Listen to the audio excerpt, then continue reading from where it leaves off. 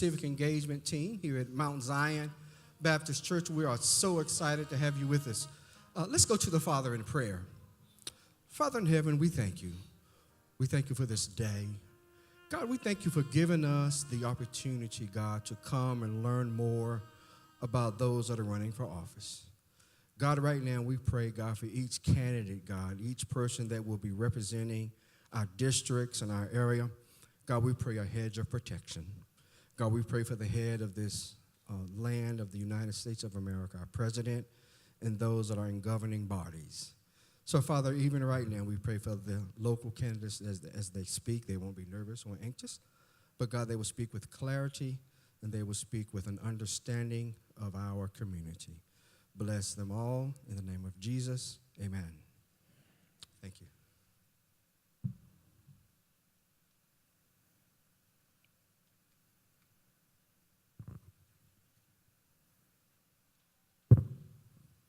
Good afternoon. Welcome to this forum presenting some of the candidates competing for the 2016 election. All North Carolina candidates competing for an office were invited to participate, and we will present to you today those that accepted our invitation. Mount Zion does not endorse any particular political party or candidate. This forum today is presented to you by the Civic Engagement Committee of Mount Zion Baptist Church. The members of this committee have worked hard to present this forum. Our focus is on Christian citizenship. Each member brings to this committee their own special skills and expertise. You will see them throughout this program, and they are as follows. Keith Funderburg, our chairperson who opened the program with prayer. Ida Bracken, Doug Thorne, Larry Ziegler, and yours truly, Shirley McAllister. Our purpose in presenting this forum is to help our community become familiar with the candidates and where they stand on the issues. You may pick up information on your way out on how to review your ballot prior to voting, locations for early voting, and other voting material. In other words, we want you to be fully engaged and participating on Election Day. We hope you will enjoy our program today and that it will be a learning experience. I present to you now our moderator, Bishop George W. Brooks, Pastor Emeritus of Mount Zion Baptist Church. Bishop Brooks will explain the procedures for the program and direct questions to the candidates. All right.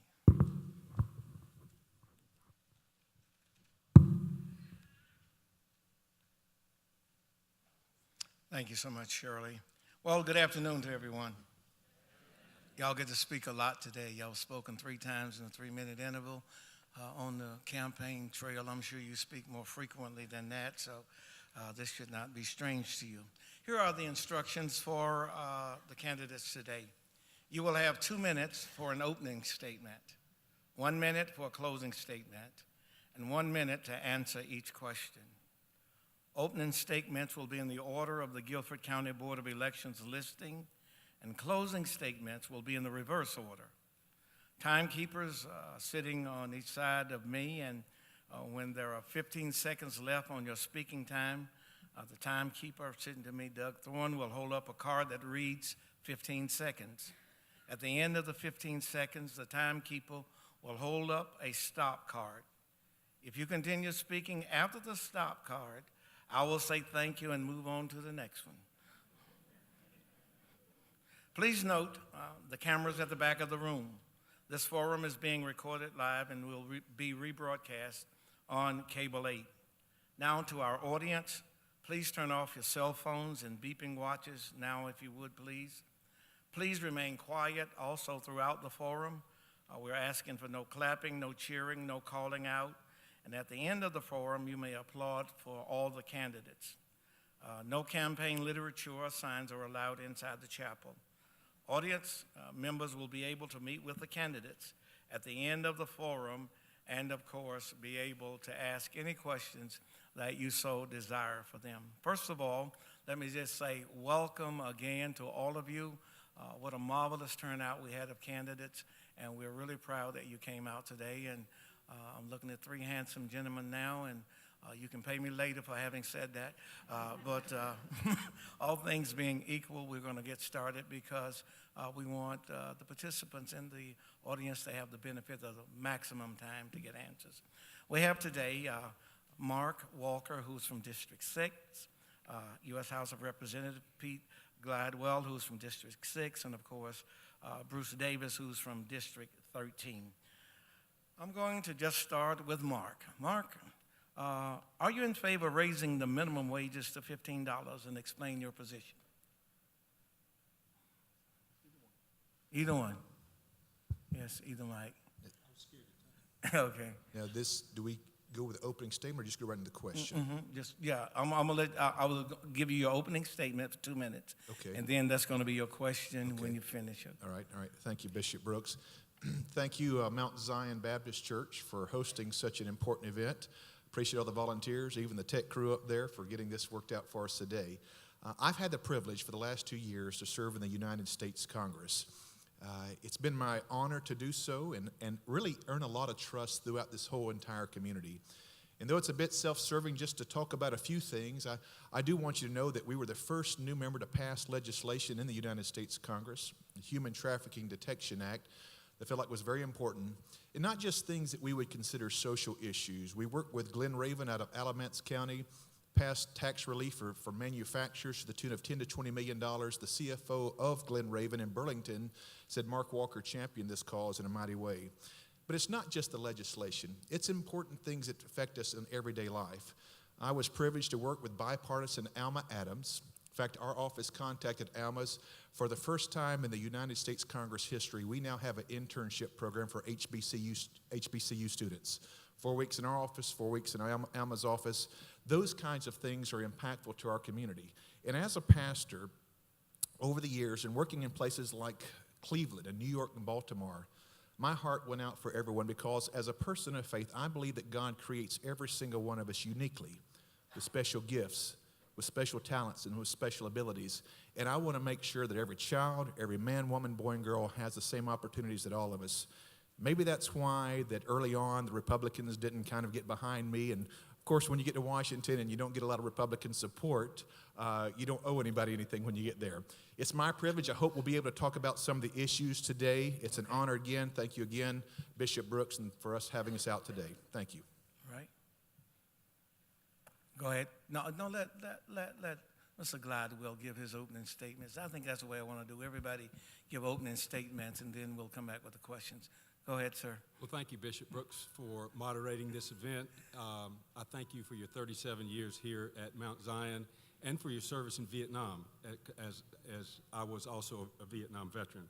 I come to you today as a business CEO that was chief executive officer of a $100 million company, and I want to, and a Vietnam veteran, and as well as a native of this district. My focus is today for three things. One is what the focus of my campaign is. Two is a worry that I have, and three is a question I have for all of us. Number one is my focus. I think the major issue that we have today is putting people back to work.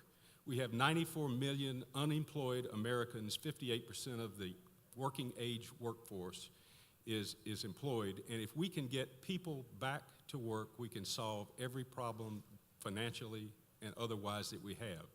It will also bring families back together, which I think is a major goal of mine. The second is a worry, and it has to do with Mr. Walker's support of Donald Trump from a veterans and national security standpoint. Mr. Trump has made jokes about my service in Vietnam being compared as dangerous as his nightlife in New York.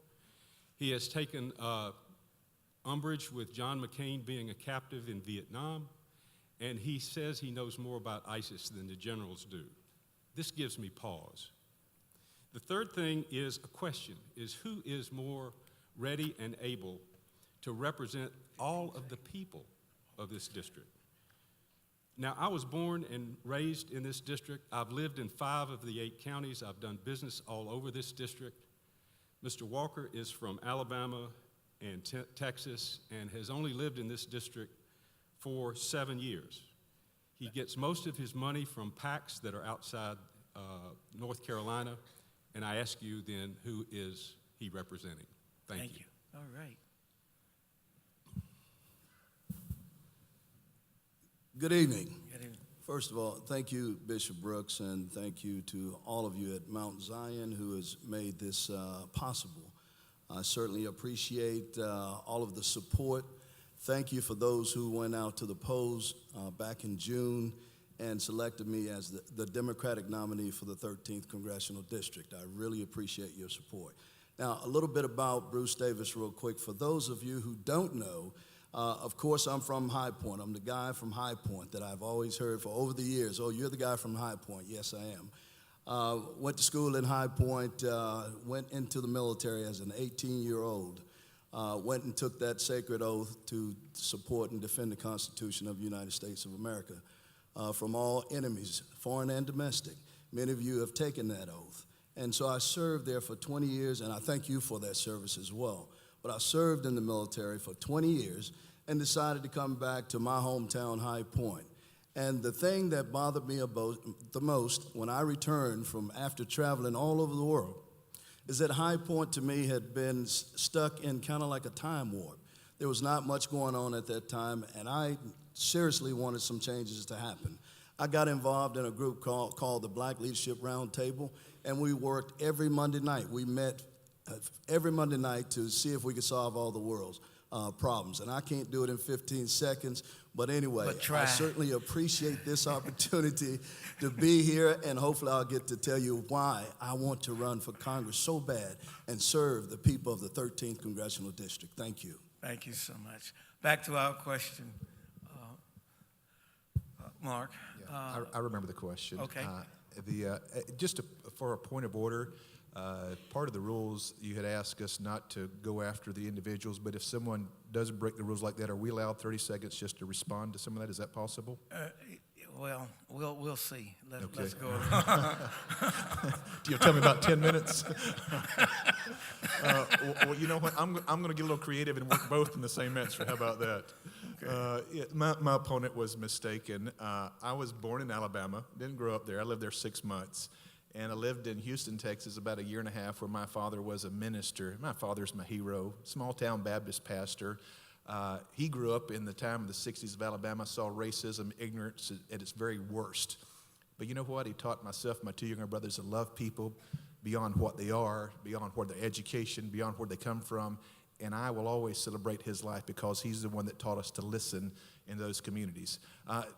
As far as the $15 an hour, I think we've got to get back to workforce development as much as we do raising any standards. Right now, HACO has over 100 jobs that start at $15 an hour, and they can't find the people to employ those jobs. We've got to work with our high schools and community colleges to bridge those gaps to make sure they're educated and coming out for those jobs. So thank you.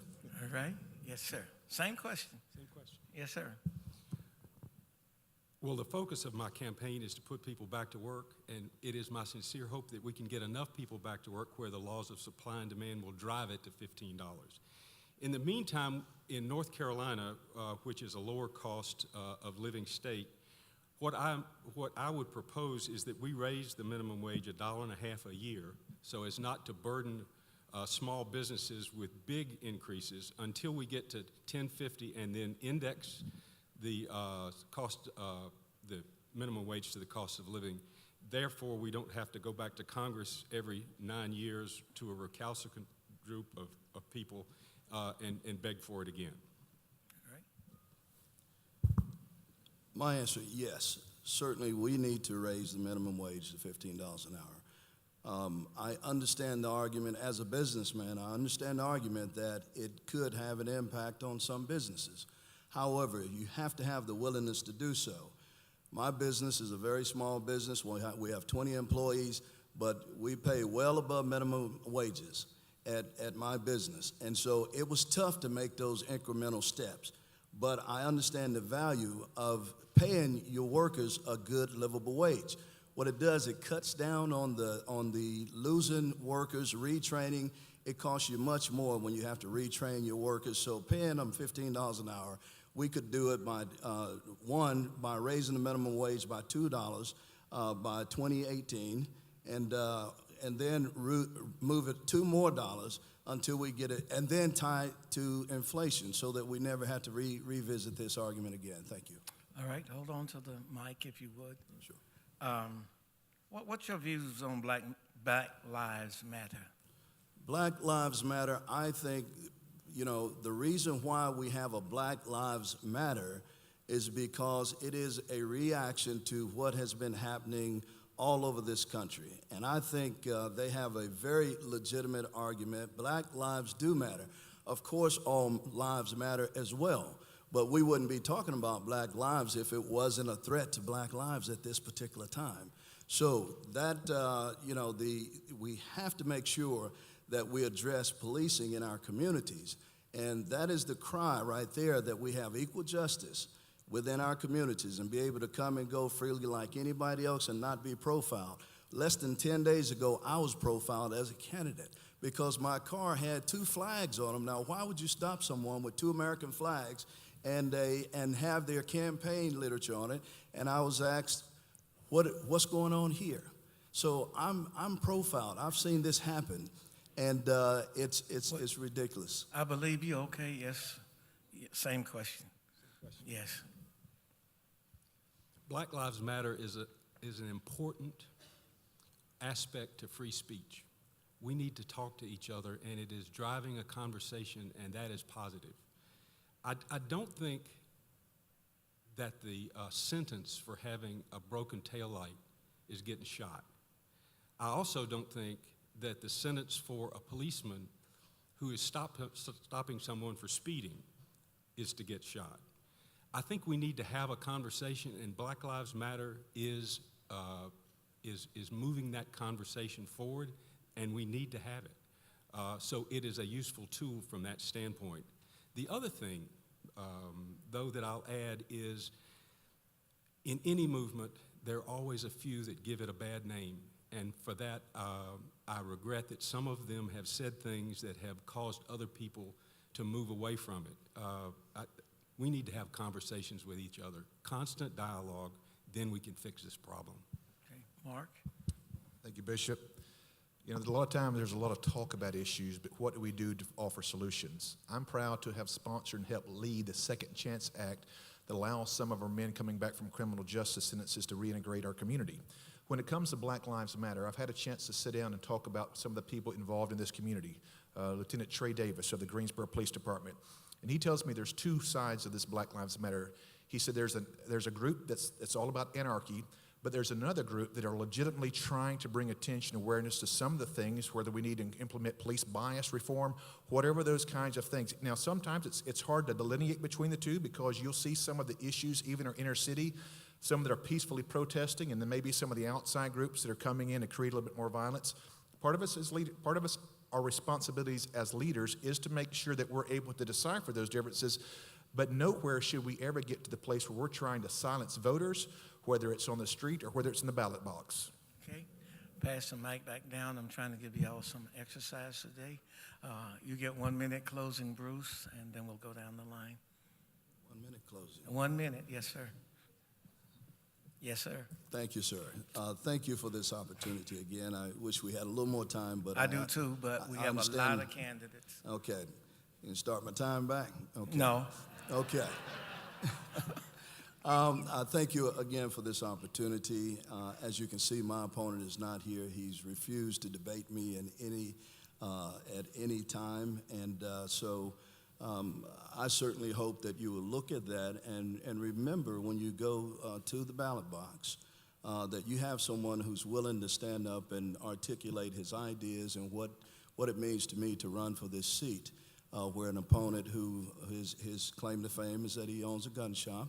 And my claim to fame, of course, is I've been educating children for 19 years, early education. So when you go to the ballot box, think, are you interested in someone with bullets or someone with books. Thank you.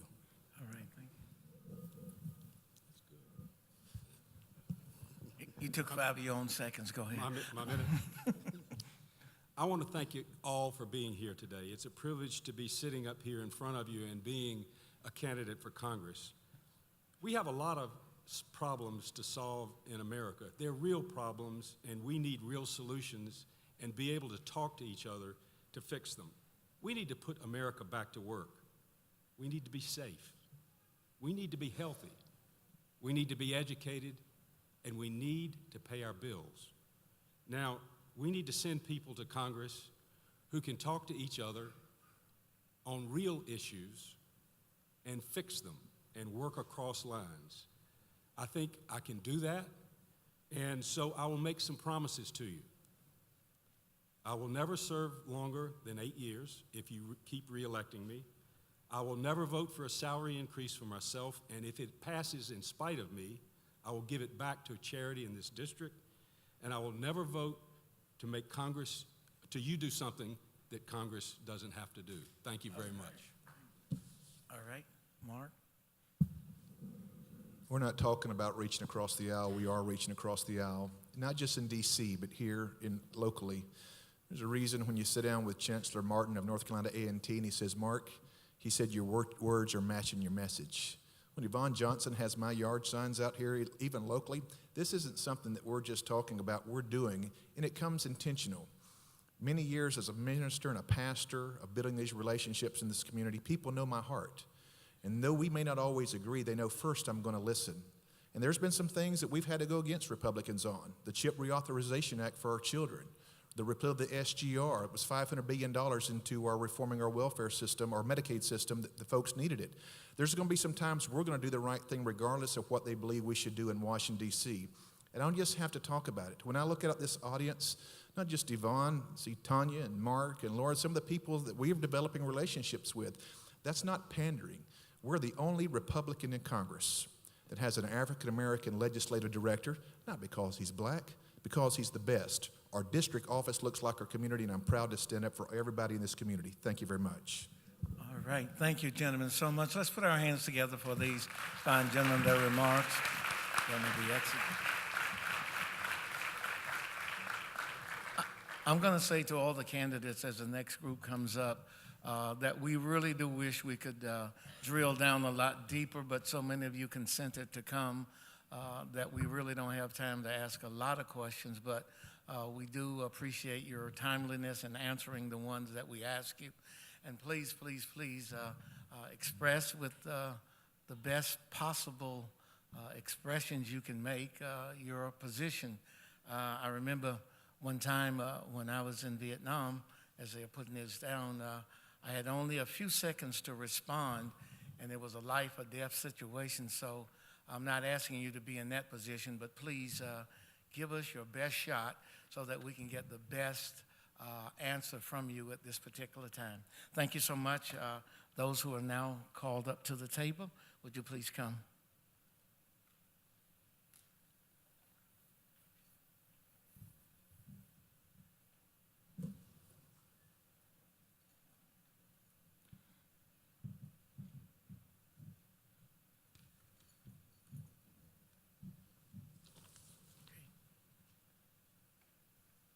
And again, as you're being seated, you can, I was going to say, Mr. Goodwin, you can pull that down. Again, you'll have 2 minutes for an opening statement, and then we'll come back with question.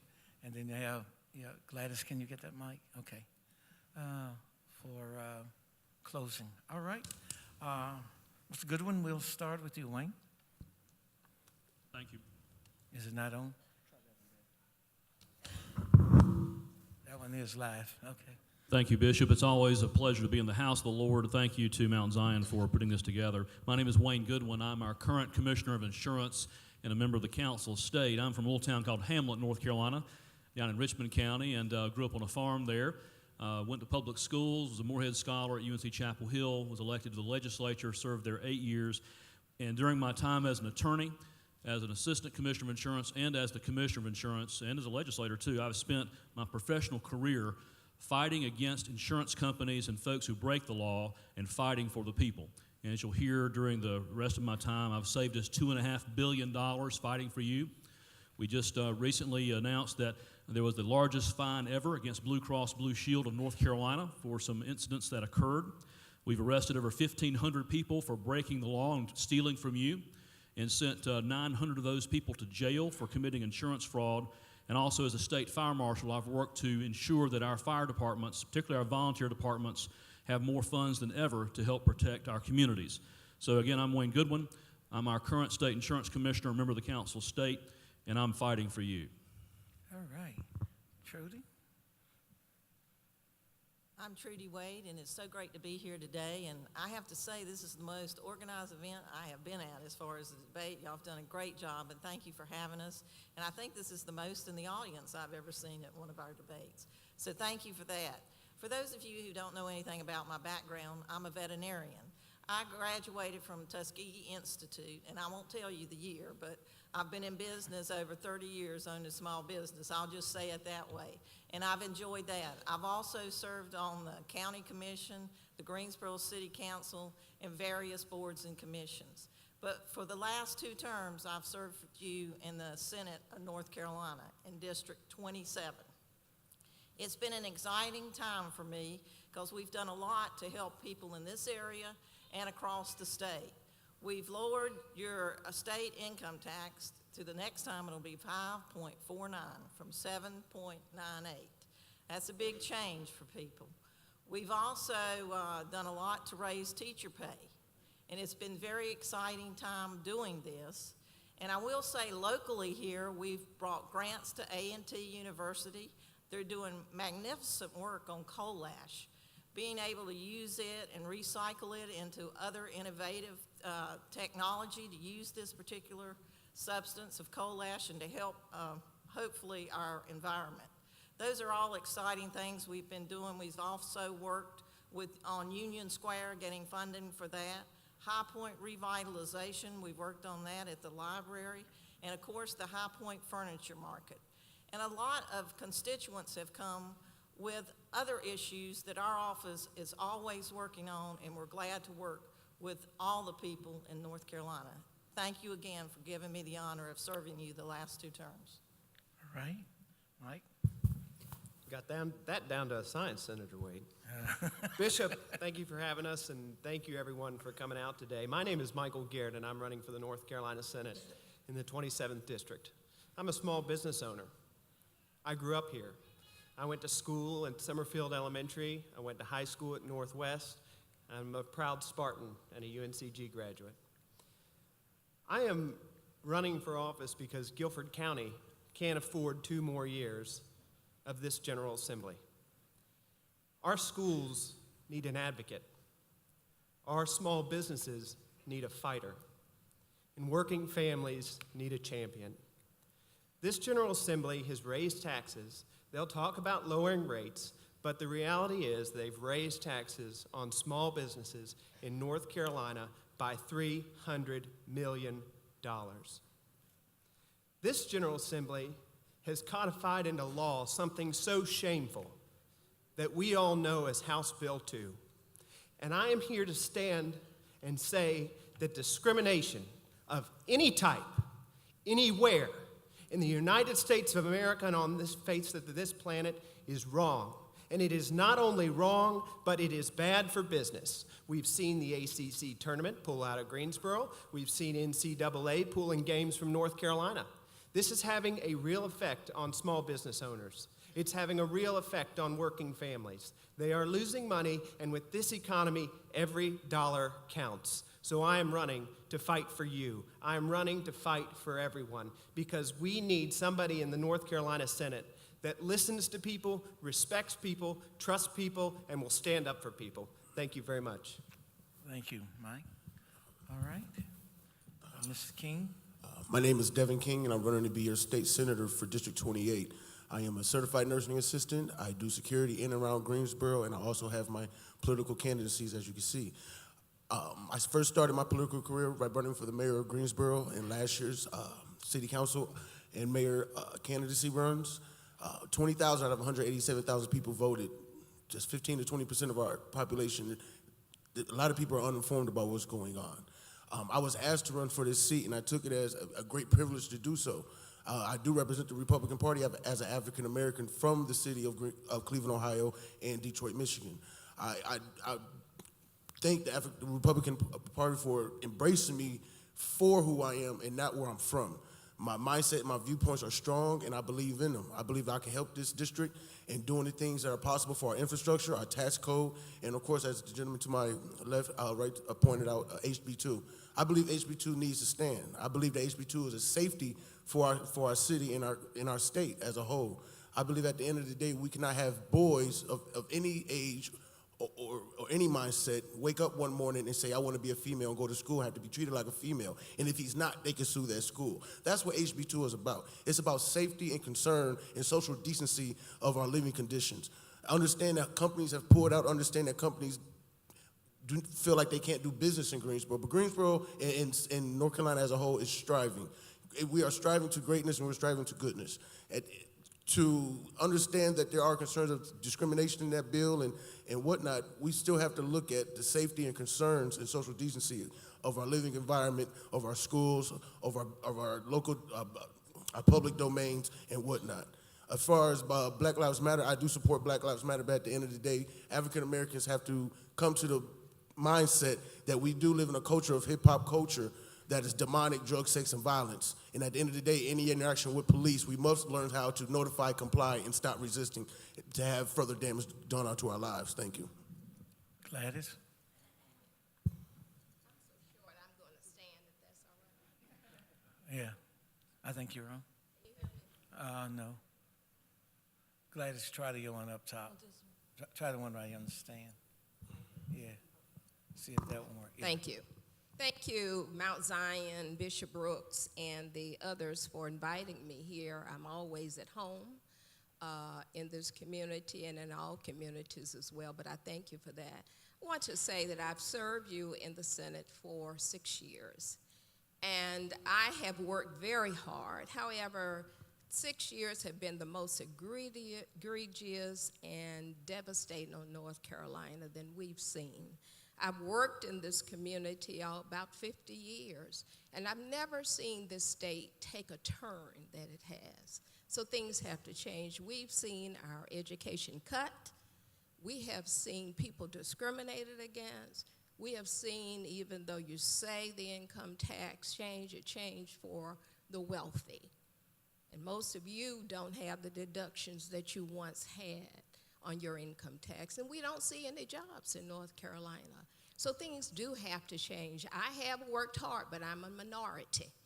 And so it's hard to get anything done because we have not had the cooperation that we need to make North Carolina the state it once was. So I'm asking again to return to the Senate, to continue the hard work. I listen to all of you. You call me with your own needs, your own concerns, and I work for you because that's who elected me. And I never forget that I work for the people of this state and the people in Guilford County. So I want to ask you for your support to continue the hard work, but we've got plenty of work to do to support people to have a better standard of living, better wages, jobs, education, and we need to have early childhood development, which has been devastated in North Carolina. A child can't learn if he doesn't get an early start and the right start. So I thank you for your support.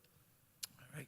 Well, I'm going to ask you your question while you're standing. Okay. So you won't think you have to jump up and down. The question is, do you support expanding Medicaid in North Carolina? I absolutely do. Some of you may know that I run a health agency, a community health agency. And we've recently opened a community clinic for people who are uninsured because they're in that gap. And if we had Medicaid expansion in North Carolina, they wouldn't be in the gap where they walk around uninsured. Most people don't understand the formula by that, how that works. But we have 500,000 people still walking around without health insurance. Yes, they go to work, but they can't afford private health insurance, and they don't qualify for Medicaid. Those are the people, and they can't afford ACA, that premium. Those are the people who would be covered by Medicaid expansion. And we should have done that in our state, and we absolutely must do that. People can't work if they're not healthy. They can't take care of their children and their families. So yes, I support Medicaid expansion. Mr. King? No, I do not support Medicaid expansion under Obamacare. Obamacare has been a travesty to this country. It will implode on itself in 2016 if a Democratic president doesn't try to prolong it. The premiums are too high, deductibles are too high. It won't. Expanding Medicaid expansion will give us a question sign as of how much it's going to cost to fund that if we do that in North Carolina. We cannot. There are safety nets right now, not just in Guilford County, but in the state, for people without health insurance. You can go to your community health and wellness center. You can go to different departments to get health sustainable treatment. But as far as expanding Medicaid to cost this state, and we're talking about schools and whatnot, it's a number that we don't know how much it's going to cost. And like I said, Obamacare is going to be imploded on itself in 2017 because it just doesn't work. We've actually had to cut people's hours so that jobs wouldn't have to give people health coverage. And now we're talking about expanding something. He spent billions of dollars on a website that didn't even work. Where is all this money going? And yet we want to expand things of the Democratic mindset, liberal mindset. We want to expand things until there's nothing else. And then we're going to be looking back saying, I hope we should have had a Republican to fix it. So I wouldn't expand it, no. All right. Y'all, Thank you. I think this question is two parts. Number one, it's an economic question. Number two, it's a moral question. It's good business, Medicaid expansion. So yes, I support it, but I support it for the moral reasons also. I mean, I think what the senator just said is critical and key to hear. This is about closing a gap for people that don't earn enough to be able to afford private insurance, but don't make so little that they qualify for Medicaid. These people don't have health care, but they're paying the Medicaid taxes already. Hundreds of thousands of people in North Carolina are paying for this, but our governor and this General Assembly, because of politics, not because of people, not because of principle, because of politics, they said no, and they've turned down Medicaid expansion, so hundreds of thousands of people in North Carolina do not have health insurance, and there are estimates that 1,700 people die every year because of this decision, and I think that is a travesty, and it is immoral, and it's time we change it. Thank you for the question. And I would say that I would not expand Medicaid at this time for one reason, that most of the people that would receive, the majority of the people, the expansion, would be able-bodied individuals, men, that could get jobs. On the other hand, I would say I would do everything I could to help get the job force ready to have education for individuals so that they can get a job. And also, I would like to mention that according to the Associated Press, the cost of expanding Medicaid in other states is 49% higher than projected. And we're depending on the federal government, who has a deficit that in the trillions of dollars, to help fund this. I think at this time, we would be hard-pressed to go into an agreement with the federal government when they have overruns and can't even balance a budget at this point in time. Thank you. Wayne, you have a little different. I can answer that one too if you want. You can answer that one too? Well, talk to me. As our state insurance commissioner, I do favor expanding Medicaid. We have 500,000 North Carolinians who do not have health insurance. They're caught between the gap. They make too much to be on Medicaid as it is, too little to be able to pay for private health insurance. For moral reasons, financial reasons, and the fact that it's an economic boost to our medical clinics and hospitals, we need to expand Medicaid. People don't realize that because we didn't expand Medicaid, it has contributed significantly to the increase in the insurance premiums for everybody across this state. And as insurance commissioner, I attest to that. I also believe that in expanding Medicaid, if we expanded Medicaid and had a state exchange, there would have been 2 more companies that would have come in to compete with Blue Cross Blue Shield. They chose not to come here because of that. We should do what 30-plus other states who have Republican and Democratic governors did, and that is expand Medicaid. And as our insurance commissioner, I can tell you there are many more positives than there are negatives, and I believe it's the right thing to do. All right. Gladys, we'll start with your 1-minute closing statement. Well, thank you. Thank you. It's always a pleasure to be here. It's so wonderful to see so many of you I know. Those I don't know, make sure I do. You can call my office at any time regarding assistance with any issue that you have. If I'm not the one, we'll direct you to the right person. But I want to encourage you first, like President Obama said, don't boo, vote. That's the critical thing, vote. Because if your voice isn't heard, then it won't make any difference later when it comes to education and health, the things we need in our state. We must get North Carolina back where it should be. And we must take care of all of the people from the newborns all the way to the elderly. And many are lost. And we know what this voter ID bill has been about. And even in early voting, you can only go to one site the first few days, and that's ridiculous. A lot of elderly people can't even go downtown. So we know what has happened in North Carolina, and you should want to stop. You should want to take care of everybody. Ms. King? I just want to thank Mount Zion for having us. I just want to thank Senator Gladys Robinson for being here, and thank you for your incumbent candidacy for running. My brother is 30 years old, no high school diploma, works at a hospital, makes $16 an hour. My mother is 50-plus years old, works for GSK, sits at home on her computer and talks as a human resource and works and makes $30 an hour. There is opportunity out here for everybody. It's called individual success, personal responsibility by the equal treatment rule of law. If you put yourself to the fire and get through the trials and tribulations and the obstacles of what you need to do in life as black, white, Hispanic, or Latino, or what race or ethnic group or whatever, you can achieve what you want to do. We have problems in this state, yes we do, but HB2 is far from it, and companies and basketball games far from it, from leaving is far from it. We have an infrastructure problem, we have a tax problem, and we have a racial divide problem. 8 years, as Ms. Glass Robinson brought up President Obama, $1 trillion he squandered away in 2009. He then gave Dodd-Frank bigger banks in order for, if one of those banks collapsed, everything implodes in the United States. There are things that this Democratic president has not done to benefit the ideology and the race efforts in America, nor has he improved our schools or our jobs. We need a different route. We need a businessman. We need a billionaire playboy, as Donald Trump is. Let's take it for what it is, and let's elect somebody who can get this country running. Thank you. Well, thank you, Mount Zion, for having us and for facilitating this We're conversation. going to ask the audience to please hear Mr. Garrett. Thank you to Mount Zion for having us out and for facilitating this important conversation, and thank you, Senator Wade, for coming to talk with us as well.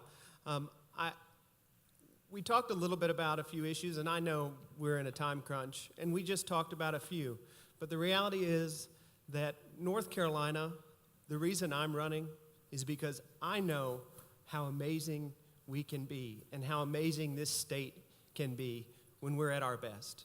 And it's time that we get over politics and we get back to work, because what government is supposed to be about, it's supposed to be about people. It's supposed to be about principles. And the time of putting our party before our policies, putting our party before our people has got to end. And so I'm running to be your voice and to be your champion and to fight for you every single day I am in the state Senate. And again, I appreciate you having me out here, and I wish we could answer more questions, but check out our Facebook, and I know you do, Bishop, and check out our website to find out more about our platform. And I hope that in early voting, which starts on the 20th, next Thursday, and on November 8th, you'll vote for Michael Garrett for North Carolina Senate District 27. Thank you. All right. Trudy? Again, I want to thank you for being here today. You could be home watching the ACC games, and I appreciate you coming out to hear us. Also, if I have the honor of serving you again, I want to reiterate that I will continue working on tax relief, especially for middle income. Coming up, you will have tax-free your first $17,500 on your income tax. That will be your zero tax bracket. And also helping to lower tuition at our universities so all students can get a chance to attend universities and get a college education. The other thing I would like to reiterate is although people think that we don't have bipartisan support at the General Assembly, I would like to tell you 80 to 85% of our votes are bipartisan, including our budget for last year we had bipartisan support. So we do work together. I would like to continue to work together with the other members of the Senate and of the House and pass legislation to help the middle class and I appreciate you being here today, and I'd be honored to go back and serve you again for another term. Thank you so much. Mr. Goodwin? Both of yours went dead, huh? Somebody doesn't love you. Thank you, Bishop, and to Mount Zion. My name is Wayne Goodwin. I'm our current state insurance commissioner. On my watch, we have the lowest car insurance premiums in the entire United States. On my watch, we have the lowest homeowners insurance premiums in the South. 2 months ago, the Court of Appeals upheld a decision I made that saved North Carolina homeowners $600 million through rate cuts, refunds, rebates, and restitution and negotiations I did on your behalf. I've saved North Carolina homeowners and North Carolina citizens $2.5 billion. I'm the only person in this race who's never worked for the insurance industry, the only person in this race who's never been an insurance lobbyist. I've spent my professional career only fighting for people, only fighting for families, only fighting for you. We want to make sure that your insurance commissioner is not tied to special interests. I do ask for your vote as I seek a third term on the Council of State as our North Carolina insurance commissioner. I certainly want to make sure that when you go to vote, that you'll all have a good win for your candidates, but certainly a good win for insurance commissioner. Thank you so much. All right, let's put our hands together for all the candidates. We're going to check the mics as they're coming down. All right, thank you so much. Let's check these mics and make sure they're working before we call up our next group. And thank all of you for your answers and your participation. Thank you so much. Testing one, testing. I'm gonna do while the next group is coming what I do in church sometime. Everybody just stand up for a moment, if you will. You may be getting tired of sitting. If not, you may. Testing one, two, three. Okay. Thank you.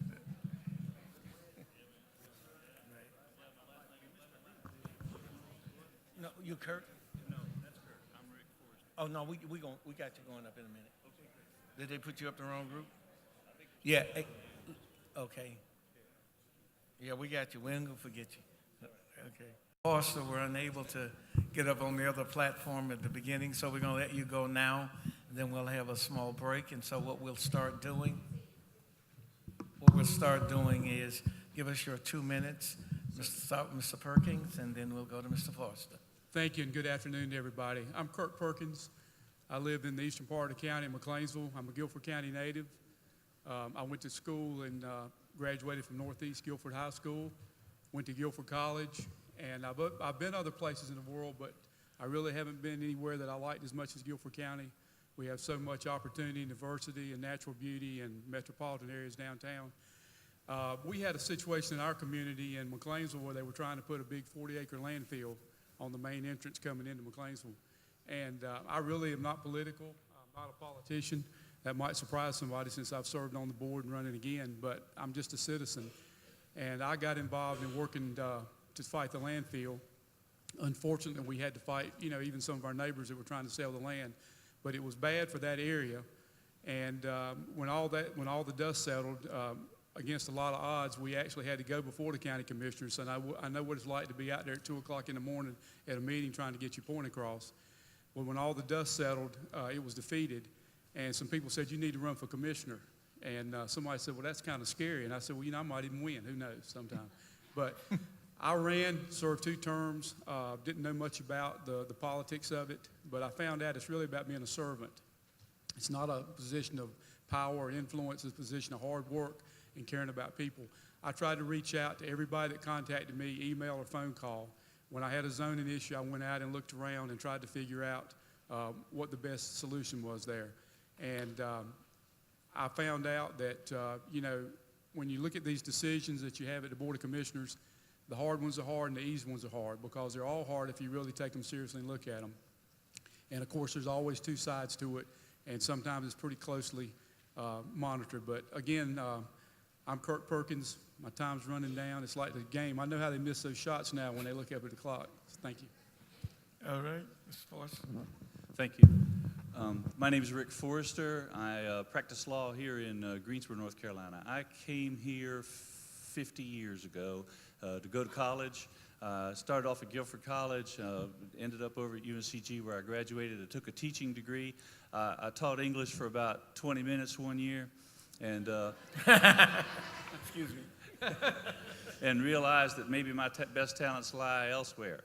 So I applied to law school at Wake Forest. I went over there and graduated. But I know a little bit about the educational system from that short experience.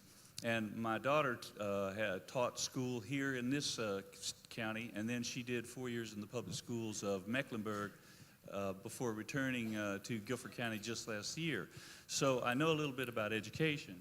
I have served on the planning boards and the historic district boards of Greensboro before I moved to High Point, and I'm running for the county commission in High Point district. I'm a little bit far from home on that, but I hope that I can pull some good sentiment and vibration from this quarter of the county. And some of you may very well be living over there. I have been a prosecutor. I've been a defense lawyer. I'm one of the few lawyers in the room not running for judge. And I've also spent most of the 90s for a Fortune 500 company, and I know a little bit about how government reacts to business. I know how business reacts to government. I think I know a little bit about how to get things done within the system. I'm running as a Democrat, of course, and I think that the biggest job that the county does of the 3 jobs that are mandated to the counties by the state constitution is education. And we need to pay good attention. We have some valiant people in our county employees, but particularly in the schools, doing a great job with very little. They're doing the most they can with the least they've been given. So my job is to get elected and support them as much as possible. All right, while you have the mic, I'm going to ask you a question. Certainly. Do you support the release of police body cam videos to the public? I do. I do support that. A close friend of mine said to me, a man of color, the only thing new about what we're seeing is the cameras. And we need to really get our arms around what's going on. And what we need probably is more cameras. So I think that after review, I think there has to be a cautious process of that. I think the authorities review it, the police review it, the governing body of whatever, the county or city or the town reviews it, but then I think those matters become public domain, particularly where some terrible thing has happened. It's the only way to answer the questions that need answering. Okay. Mr. Perkins, same question. Thank you. I absolutely believe that body cam video footage should be released. Now, I know there's sometimes technical issues that may hold it back a little bit until the investigation can be completed. But I think what we need to do is have more transparency. I have a degree in criminal justice from Guilford College. I served 10 years in law enforcement before I started my own business 33 years ago in real estate and construction. But I can tell you that clarity is important. I think it protects the officers and the public. I think when people know they're under camera, and the potential of, I think they just act better. Yeah, I think we all do. And I think we should have a police review board, but I think the General Assembly and some of the laws that have been enacted have meant to cloud the issue and hold back on the release of footage and make it harder and harder. It's really a difficult thing on some of the technicalities, but there's no doubt that we need more transparency, more clarity. How's that? And we need to be able to. The public needs to know what's going on because these are people that are funded by us. Amen. You're transparently clear on your answer. Okay. Give us your closing 1-minute statement, please. Thank you. Again, I'm Kirk Perkins. I'm a lifelong Democrat. I'm running District 4, which has been gerrymandered into a question mark in eastern Guilford and northeast Guilford and northern Guilford County in Greensboro. I learned a long time ago that if you try to do the right thing and work for people and be a servant, that you'll make a good commissioner. And I think I did that. I never missed a meeting in 8 years as a commissioner, a call meeting. Of course, if I'd been sick or something, I was fortunate also. A lady called me one day and said, Kirk, I don't want you to fund the school board for anything. They don't spend their money properly and on and on and on. A few weeks later, she called me back. She said, Kirk, I want you to release this money for McLeansville School that they were rebuilding then. And I asked her, I said, well, you didn't want me to give them anything a few weeks ago. Now you want me to give them everything. She said, yeah, Kirk, my kids go to McLeansville. And so what I realized was that was kind of a moment where I realized that everybody's kid is somebody's kid. Everybody in that jail is somebody's family member. And if we do the right things and treat people as the children of God they are, then we'll always get by. All right. Thank you, Mr. Fawcett. Your last minute, please. Thank you. The county commission has 3 jobs according to the state laws. That is public education, human services, and public safety. Now, with regard to how you get jobs to a county, everybody looks at that before they come to a county or when they're going to stay in a county or they're going to put down roots as a company and hire people, they look to the educational system. We have not had what we needed in education, despite the great job that the people who work in our educational system are doing. And we have 130 sites that all need maintenance, all need things done. And those have to be properly maintained and looked after. And the way you educate kids is you put bodies in there. You put in teacher assistants. You put in your nurses. You give the teachers a raise, and you give them supplies. And once again, I go back to my personal experience. You know, my daughter wanted $100 worth of supplies every summer. That's how she got her kids paper and pencils and erasers and things like that. So education does everything. Brings the jobs. It brings the money and the development. All right, let's put our hands together for these two fine gentlemen. Thank you so much.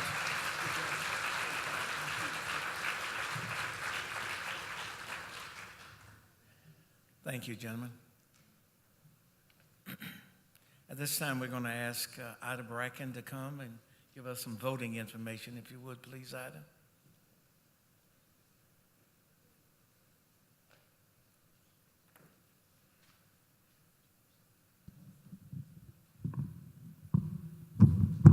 Can you hear me okay?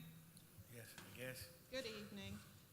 The first thing I want to do is that I want to quote something that came from Dr. Lee Cooley, who's with the state of North Carolina. One of the things that she said was, and it stood out to me, voting is one of the greatest methods through which power is demonstrated.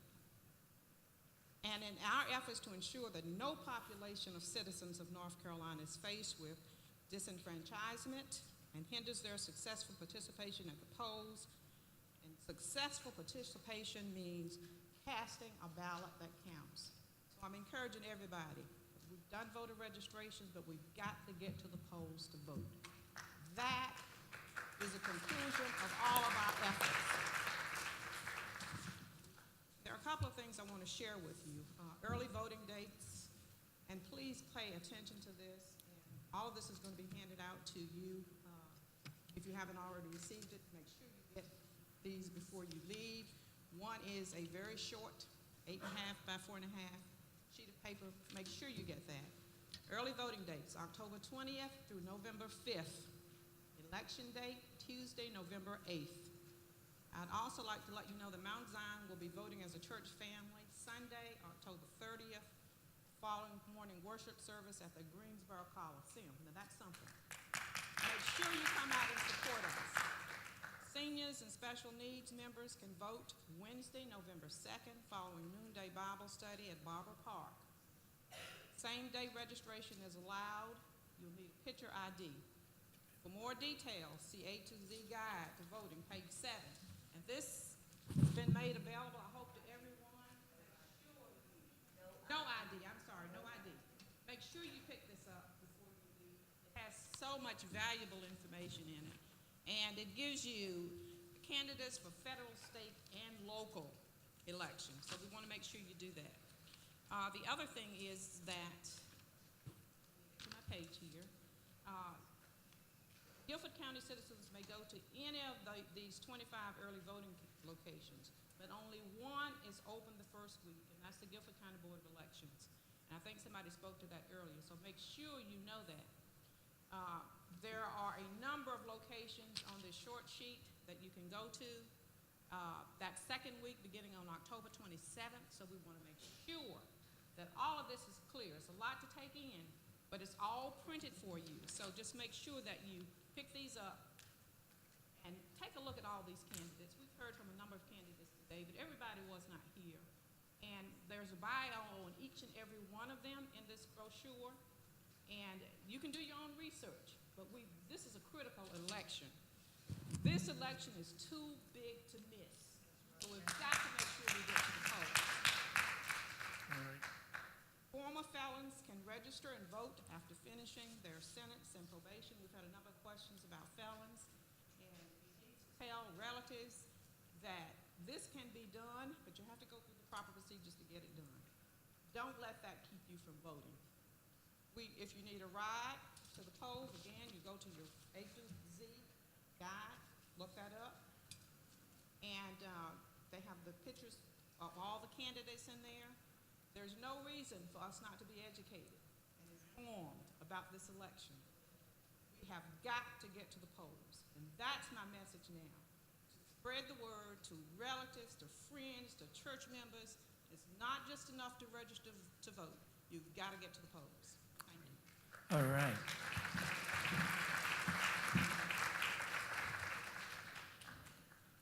My friend used to say, get her done. Okay. At this time, we're going to hear from Guilford County Board of Education. The candidates, would you please come forward?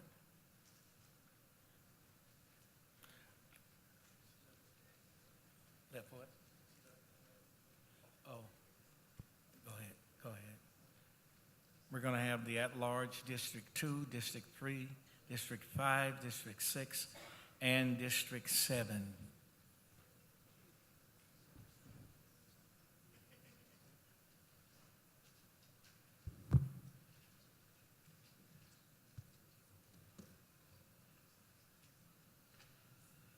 Okay.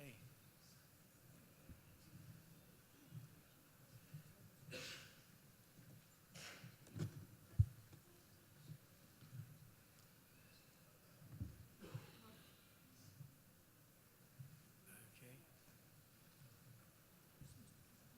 All right. Y'all can just smile at each other for a second, maybe not longer. We're gonna go ahead and get started. Let's just see. We'll get started with Ms. Jenkins. Betty, yes. Give us your 2 minutes, please.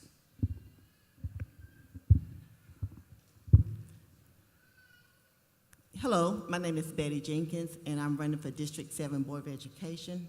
I would like to thank Mount Zion and also Bishop Brooks for allowing us to be here. I am a retiree of Gifford County Schools of 23 years of service. I've also worked in the education setting for 33 years. I have the experience as far as being a teacher assistant, a school social worker, and last, the community service works coordinator with Gifford County Schools. Gifford County Schools have allowed me the opportunity to work with all children in the elementary, middle, and high school areas. Not only that, I have also worked in the community. I said to you, the experience that I have can lead me to be the best candidate for District 7 Board of Education. I have the leadership skills, and I'm also committed to our children. I'm committed to the families. I'm committed to the community. I have done a lot of work in the community as well. I serve as leadership positions in our community as far as the NAACP, and also have done some leadership positions as far as my church is concerned. I am committed to not only our children in District 7, I'm committed to the children that's in the Gifford County school system. And I said, thank you very much for the opportunity, and please vote Betty Jenkins, District 7 Board of Education. You will see my name listed as an unaffiliated candidate. However, I am a lifelong Democrat. I'm only running for unaffiliated because I did not file on the filing date. I filed after the filing date. Therefore, I had to go out and get 15 signatures. Thank you. Mr. Gladden.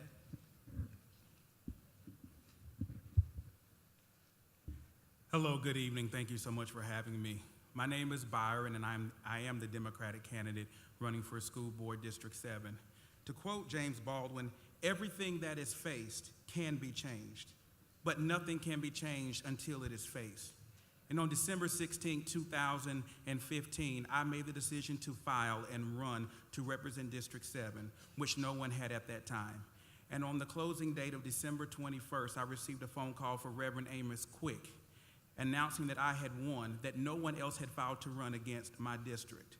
I feel that when it comes to our children in our school system, we have to be intentional, not delayed. Last year, 40% of African American males graduated Guilford County schools with less than a 2.5 GPA. In 2014-2015 school year, Guilford County Schools suspended over 4,700 black students and 986 white students.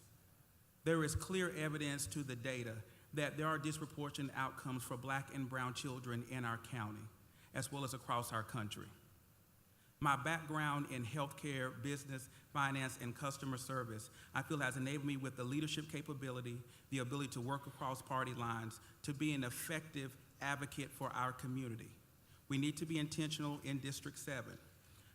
To add to my resume, I am currently appointed to a 2-year term with the Guilford County Board of Commissioners on the Committee of Aging. I go into the nursing homes and check with patients to see if they're aware of their patient rights, if they are aware of how to contact an ombudsman, if they are aware that if there's anything dealing with inequity, that they have a right to call. Again, my name is Byron Gladden. I am the Democratic candidate running for School Board District 7. Vote for Gladden. You will be glad you did. Alan? Good afternoon. My name is Alan Hawks. I am a Party of Lincoln person, a Republican. However, I'm more of an independent in a lot of instances than Republican or Democrat. I have sat on the North Carolina Charter School Board in Raleigh on and off since 2004. I've seen public schools of choice come and go. I've worked very hard to revoke the charters of public schools of choice that do not perform, and I have also worked to approve and recommend schools that deserve an opportunity to serve the public, particularly in at-risk, high-poverty neighborhoods. I helped to open Greensboro Academy in 1999 and bring that to Guilford County.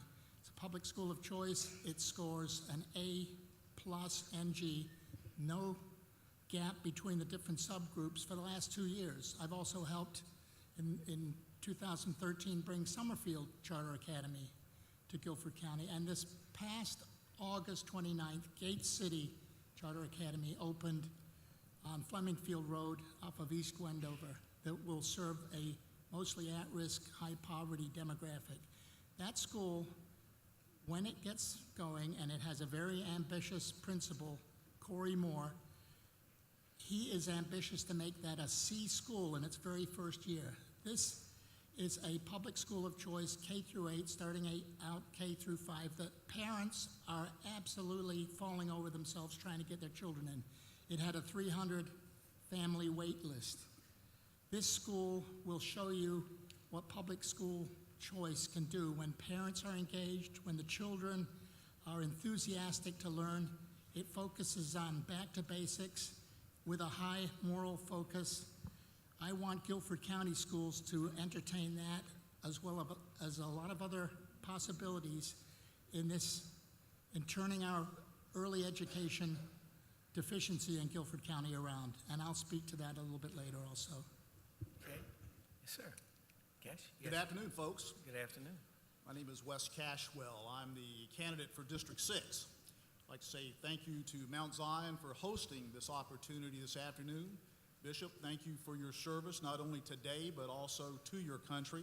And thank you to our audience. I know collectively as a group of candidates, we feel very honored that you would take the time today to come and hear our views on education. I want to tell you that I am a resident of High Point. I've enjoyed that relationship